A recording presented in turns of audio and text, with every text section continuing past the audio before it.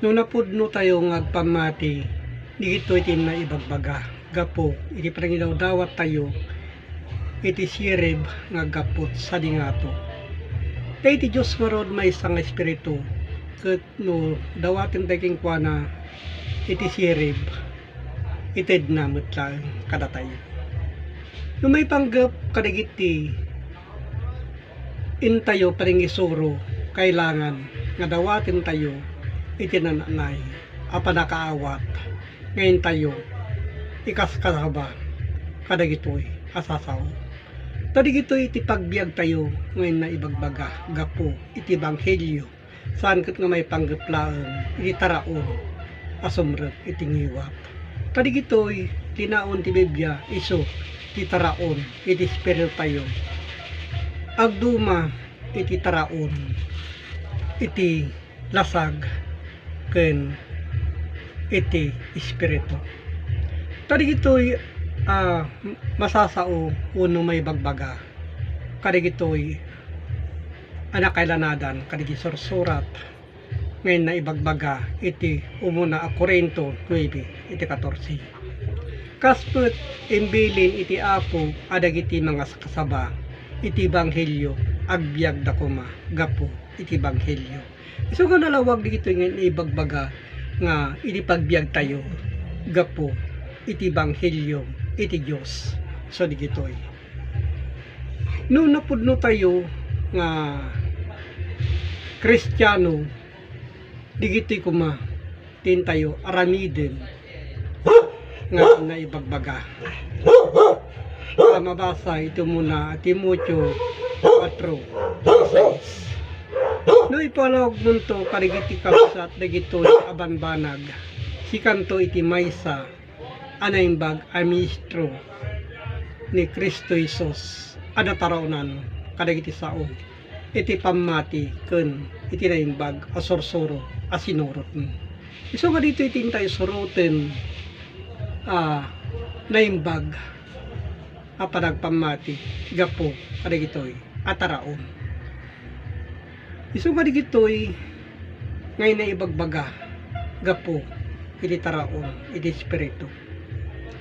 Iti umuna a Korinto 10 iti 3 ket banganda amin iti dayjay metla apagtaraon ana espirituan. Iso digiti kang kadenda idi digiti napudno idi nga nagpamati apagtaraon ana espirituan.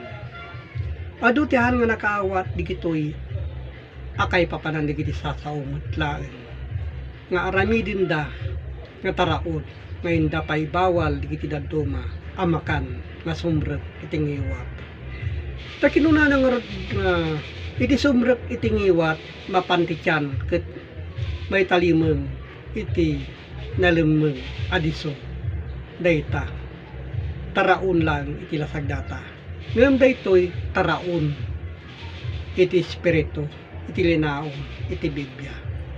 Iso kati pagsanggiran tayo iso digitoy nakailanadan iti linaon iti Biblia. Iso nga nalaka tayo malang awaten digitoy kay papanan na ado digiti nalaka lang nga alilaw no handa nga agbasa agsukimat kadigiti adda anay surat. Ta kinuna na iti Hebreo 5 iti 14. Nga iti taraon anakired amay paay kadigiti tattao ada taenganen. Dagijay agapo iti panakaasaasda kadigiti reknada nerwamdan mangilasin iti imbag kendakas. So dita pinaibagbaga no napudno tayo amo tayo iti gilasin iti naimbag ken iti dakas. So di kita timang panpaneknek ngayon na ibagbaga gapo kadagiti mutlaeng asasao. Iso nga digitoy napapateg kada tayo digitoy nga adal ngadda kadagiti na Diyosan asorsoro. Lalo no digitoy kapatadak nga kailukanwan mawatan da analaing digitoy akay papanan na.